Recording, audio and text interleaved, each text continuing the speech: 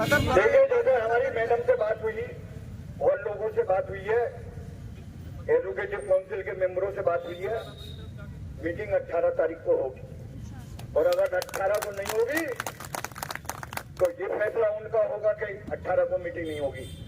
अगला फैसला हमारा होगा कि जब हम नहीं तो तुम नहीं।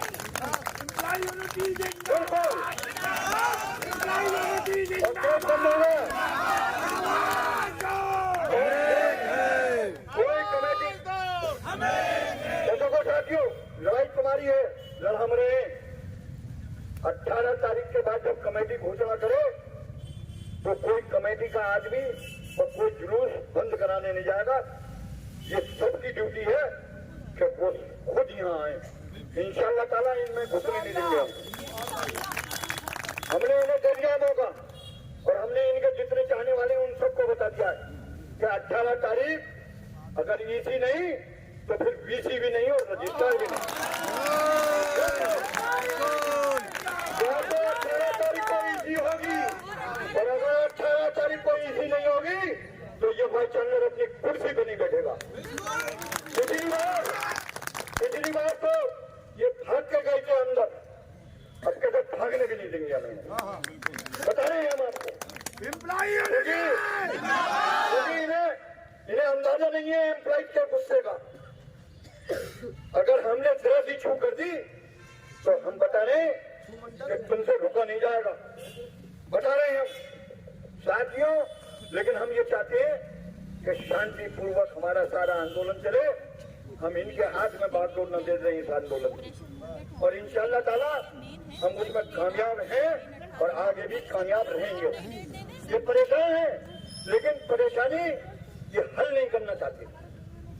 ये हमें बार बार टेस्ट कर रहे हैं। अरे करो, कब तक टेस्ट करोगे? हम भी घर से निकल चुके हैं, हमें कोई डर नहीं है। रात को हमारे बच्चों ने भी हमें टेलीफोन कर करके पूछा, कोरा तो नहीं है, कुछ नहीं है। मैंने कहा कोई बात नहीं, अरे मरेंगे, कोई टेंशन नहीं। यार अल्लाह ने अगर एक्सीडेंट से मौत होगी तो घर से ले जाएगा अल्लाह, लेकिन हमें कोई टेंशन नहीं। साथियों, हम ये चाहते हैं कि आपके चेहरे पे मुस्कान आनी चाहिए। बिल्कुल आप खुदा करें हम, क्या वो रेहान भाई बुखार आ गया, तबीयत खराब, लेकिन उसके बाद भी रेहान साथ गया। आज तबीयत खराब है, शादी में एक जाना था, हम गए, उसने कहा यार खाना तक नहीं खाया। यार मैंने कोई बात नहीं, अल्लाह देख रहा है, सब अल्लाह देख रहा है। इंशाअल्लाह ताला इसका अजर भी अल्लाह देगा। टेंशन मत लो किसी बात की। साथियों, बस तुम्हारी बात है, तुम अपना इत्तेहाद बना के रखो, इंशाअल्लाह ताला कामयाबी मिलेगी। रहमतुल्लाहि व बरकातुहू। देखो साथियों, हमने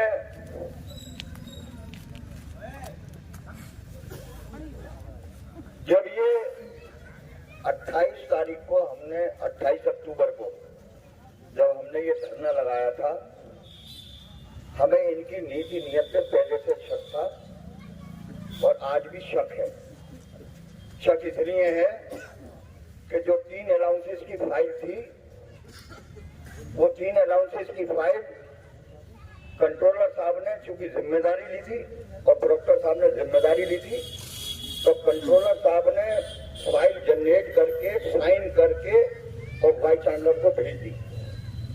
क्योंकि वाइस चांसलर नंबर 1 का बेईमान, उसकी नीति नियत सिर्फ वन पॉइंट एजेंडे पे है, अपनी बेगम का वाइस चांसलर बनाना, इसके अलावा और कोई काम नहीं। साथियों, वो फाइल बजाय अप्रूव करने के वो फाइल रजिस्ट्रार को मार कर दी, क्योंकि उसे मालूम था कि रजिस्ट्रार इसमें क्या पेच लगाएगा। रजिस्ट्रार ने आपके इतिहास को देख के सेम डे वापस कर दी जो वाइस चांसलर की टेबल पर।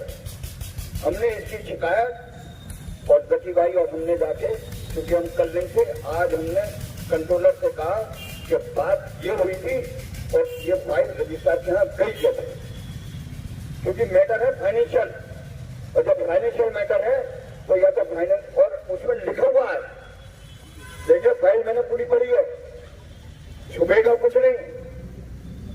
उसमें लिखा था कि ये 3 अलाउंसेस ऐसे ऐसे नाम है और हमारी कमेटी का उसमें जिक्र है, ज्वाइंट एक्शन कमेटी का। और उसमें ये है कि फाइनेंस ऑफिसर इसे इम्प्लीमेंट करेगा। इंक्रीमेंट दिए और पेशेंट का डाला, इसे रजिस्ट्रार को लूप में लिया क्यों गया? इसका मतलब यह है कि वाइस चांसलर की नीति खराब है। लेकिन मैं इस मंच के माध्यम से कह रहा हूं कि देखो, सब्र का पैमाना भी एक पैमाना है। ये हमें ज्यादा टैक्स न करें, वरना हम इनका हुक्का पानी बंद कर देंगे। देखो, यूनिवर्सिटी तो बंद होगी क्योंकि माइनॉरिटी करेक्टर का केस चल रहा है और लगातार सुप्रीम कोर्ट में आज से सुनवाई शुरू हुई है। हालात बहुत बुरे हैं और हालात बुरे होते हुए भी हम पिछले 1 साल से ये चिल्ला रहे हैं कि अल्लाह के वास्ते तुम काम कर दो, काम कर दो, काम कर दो। कल को ऐसा ना हो कि फिर बुरा वक्त आए और फिर तुम इदारे की दुहाई देना कि इदारे पे बुरा वक्त पड़ गया है, तुम अपना आंदोलन खत्म कर दो। लेकिन हम आंदोलन खत्म नहीं करेंगे क्योंकि इसके जिम्मेदार आप लोग हैं। आज जिस चौराहे पे आप कितने लाके बैठा है उसके जिम्मेदार आप लोग हैं, हम नहीं है। जब नेक की टीम आती है, हमारा एक एक डेली वेजर, हमारा एक एक टेम्पररी एम्प्लॉय, एक एक परमानेंट अपना खून पसीना बहा के नेक का ये पॉजिटिव कराता है। अगर पिटते हैं, अगर नेक में नंबर कमा रहे हैं तो वो आपकी वजह से आ रहे हैं कि आपका जो एक्रेडिटेशन होता है उसमें जो आपके रिसर्च और कॉन्फ्रेंसेस उसमें नंबर कम होते हैं। साफ सफाई और बिल्डिंग और जो भी नॉन टीचिंग के मामला है उसमें नंबर 1 रहते हैं हम, नंबर 2 पर आप रहते हो। आप अपने गिरवान में भागो, पहले इंक्रीमेंट उनका करना चाहिए जिनके नेक में नंबर कम आए। अगर हमारे तरफ से नंबर कम है तो हमारा इंक्रीमेंट काटो, और अगर तुम्हारे नंबर कम है तो तुम्हारा इंक्रीमेंट करना चाहिए। साथियों, कल हम दिल्ली गए थे। हम दिल्ली में लगातार बिल्डिंग सजा रहे हैं। अल्हम्दुलिल्लाह, जब हमारी यूजीसी के सेक्रेटरी से बात हुई, उन्होंने कहा हम 2020 से चिल्ला रहे हैं, आपका वाइस चांसलर, आपका रजिस्ट्रार सुनने को तैयार नहीं है। हम कह रहे हैं कि मिशन मोड जो मैंने एक आरोप लगाया था, मैं कह रहा हूं ये नॉन टीचिंग के लोग कब तक, जब मैंने उन्हें बताया, मैंने कहा 34 साल हो गए सर। इन्होंने तो बताया कि 10 साल और 12 साल के लोग हैं। मैं पूरा डाटा लेके गया था, मैंने कहा 34 साल, 28 साल, 29 साल, 31 साल के लोग हैं और वो आज भी टेम्परेरी है।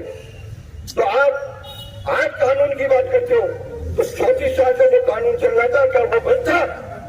अगर वो गलत था तो जिन लोगों ने वो कानून का उल्लंघन करा, पहले तो उनकी रिकवरी होनी चाहिए, बाद में हमारे आदमी को परमानेंट करना चाहिए। लेकिन साथियों, मैं फिर कह रहा हूं कि देखो, बहुत बुरा वक्त है, इदारे पे भी और तुम पर भी। अल्लाह के वास्ते इत्तेहाद में कमी मत होने दो। और कल आपने इत्तेहाद में इतनी ठंड होने के बाद भी हमने ये दिखा दिया कि हमने इत्तेहाद है, इत्तेहाद रहेगा और इंशाअल्लाह ताला कामयाबी हम लेके रहेंगे। क्या किया जाता है, पहले तो ये तय कराओ इनसे कि ये किसके साथ है। हुजूर साहब की पॉलिसी के साथ है तो हमारा काम कर दो, और सैयद हामिद की पॉलिसी के साथ हो तो तुम यहाँ से कुर्सी छोड़ के चले जाओ। हो जाएंगे यदि आज 2 दिन के लिए आप गए हो 9 और 10 तारीख की छुट्टी पे, और Nasir Zameer Qureshi senior most dean commerce faculty आज वाइस चांसलर है और कल भी वो रहेंगे, तो वो आगे तक भी चलते रहेंगे। लेकिन बात यह है कि जब आप हमारी समस्याओं पर गंभीर नहीं हो तो साथियों आपको कुर्सी छोड़नी पड़ेगी। आप बहाना लगाते हो कि रजिस्ट्रार, अरे रजिस्ट्रार का तुम सबॉर्डिनेट हो या रजिस्ट्रार तुम्हारा सबॉर्डिनेट है? किसे डिक्टेशन लोगे? तुमने वाइस चांसलर की कुर्सी के मियार को गिरा के रख दिया। तुम खुशामद कर रहे हो रजिस्ट्रार से। अरे वो तुम्हारी औलाद की बराबर है, पोस्ट में भी तुमसे छोटा। Registrar is a dignified clerk, x officer secretary.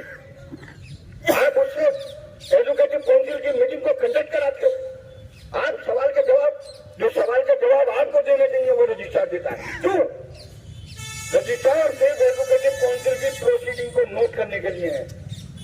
न जकी साहब का, न रेहान का, न आबी जैदी का, न अमजद का, हम 5 लोग। लेकिन हम ये चाहते हैं कि तुम्हारा मुस्तकबिल संवर जाए, तुम्हारा मुस्तकबिल सेफ हो जाए। लेकिन साथियों, जो लोग सिर्फ ये सोचे बैठे हैं कि मसूद का होगा तो मेरा भी हो जाएगा, ये बड़ी गलतफहमी में है। देखो, इत्तेहाद बहुत जरूरी है। और मैं बता रहा हूँ, जो वक्त आने वाला है फिर कहना मत ही हमसे, बहुत बुरा वक्त है।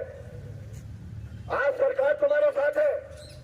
2024 चुनाव के बाद फिर मत पूछना कि सरकार किसकी और तुम कहां और वो कहां।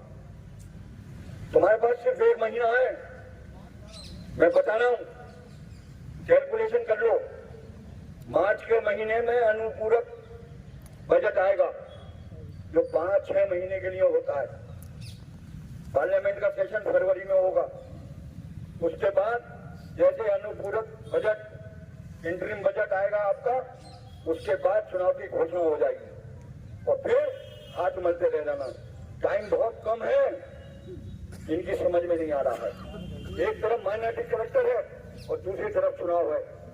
साथियों, बहुत पुरसराज पर हो, अगर नहीं माने तो फिर सोच लेना। लेकिन हमारा कहना यह है कि जिस तुम इदारे के लिए इतनी मोहब्बत नहीं करते जितना हम लोग करते हैं, चाहे वो सफाई का मामला हो, चाहे पुताई का मामला हो और चाहे कोई भी मामला हो, सब में पहले हमारा आदमी लगता है, रात दिन एक करता है।